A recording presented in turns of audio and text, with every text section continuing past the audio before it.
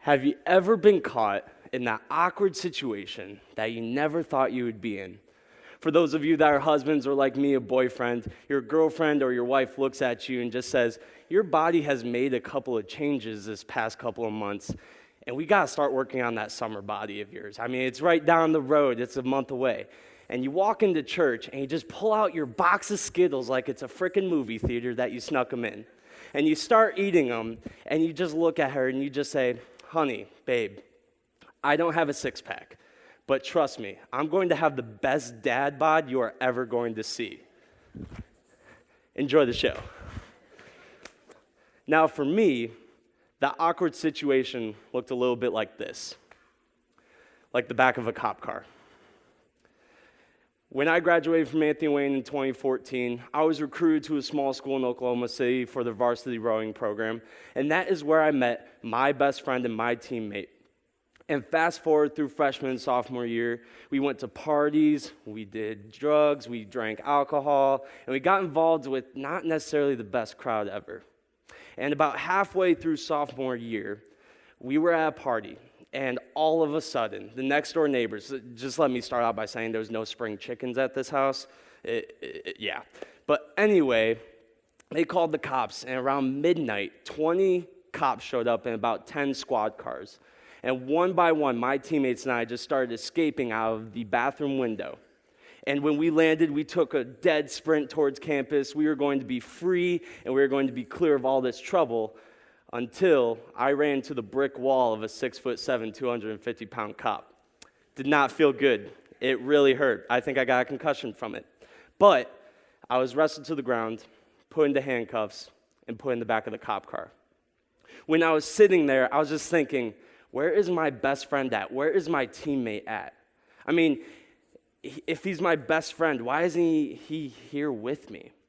Was he back at campus just enjoying his time, laughing about how he escaped the cops? Was he at another party drinking and doing more drugs? Did he even remember that I even existed or that I was even all right? These questions were going through my head, and this kind of brings us to the point of this talk right here, right now, and it's to be the blank you want in your own life. Now, during that time, it was to be the friend I want in my own life. But for some of you guys sitting in this room, that might not be the best word to put in that blank. Maybe for some of you, it's to be the best spouse you want in your own life. To be the best coworker you want in your own life.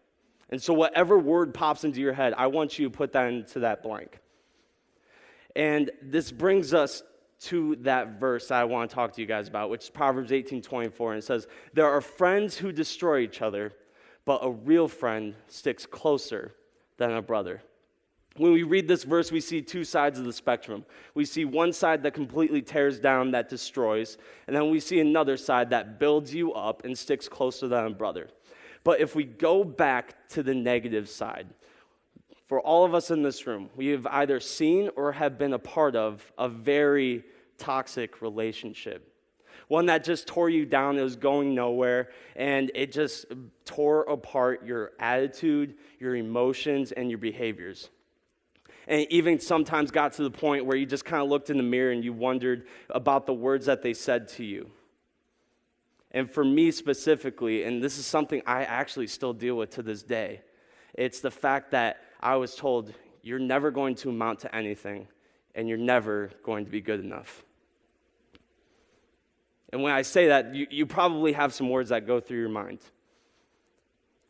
because of our brain's negativity bias. And what that means is that when we are influenced by both a negative and a positive influence, we tend to stick towards the negative side more. And this is where the phrase comes from, we are all natural-born pessimists. And let's be real honest.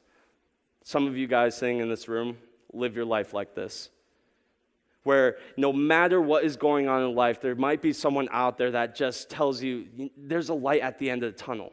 There's going to be good coming out of this. There is a reason for this happening.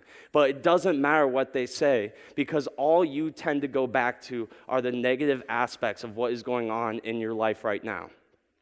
But if we go back to the verse, we understand that there are friends, real friends, true friends, that stick closer than a brother. For those of you that have been blessed like me with an actual brother or a sister, or have been able to label someone as such, you understand how important that relationship is to you. You understand how impactful that relationship is in your life. Rather than tearing you down, they build you up and they speak honest and truthful words into your life. Rather than affecting your emotions, your behaviors, and your attitudes in such a negative way, it's actually one in a very positive way.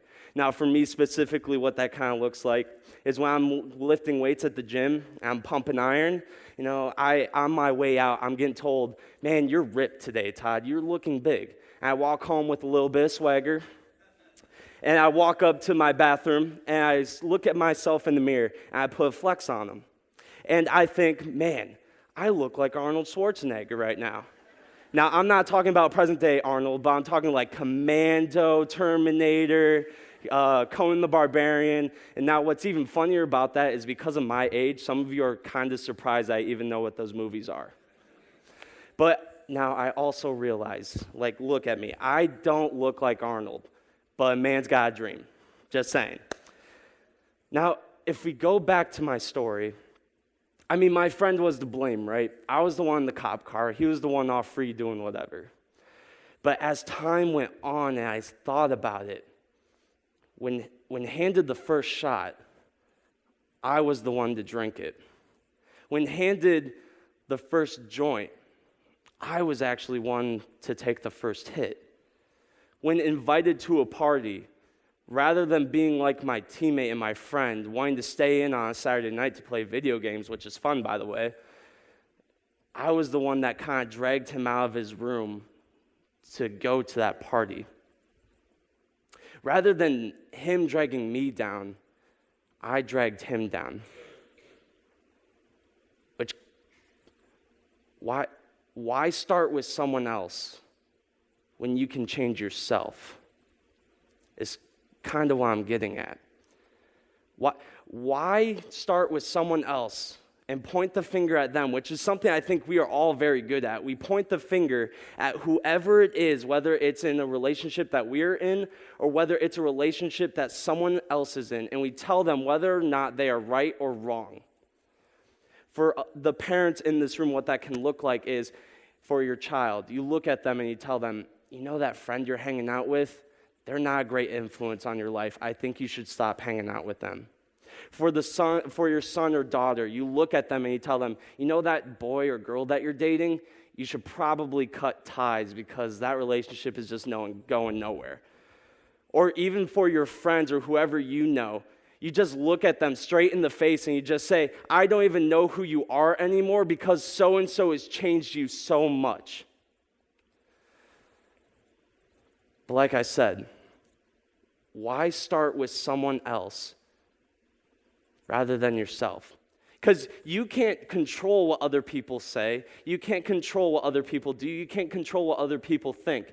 But what you can control are your thoughts, your feelings, and your actions. Why start and worry about something you can't control and then end up not changing and keep stressing about it when all you can control is yourself?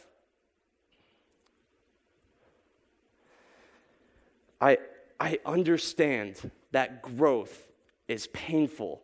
I have been there. I understand that change and calling yourself out is painful. I don't go home in the mirror at night and tell myself, man, I'm glad I was wrong today. No, it tastes bitter. It tastes like vinegar. We don't like doing it because we like being right. But what I understand is most painful is when we are stuck somewhere where we don't belong. Because we're not called to call other people out. We are called to love the way that Jesus loves. Can you imagine what our families would be like? Can you imagine what our communities would be like?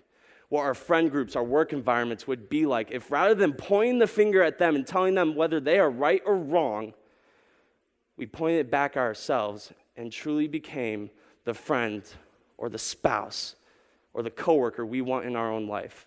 Because if we go back to the verse, there are friends who destroy each other, but a real friend sticks closer than a brother.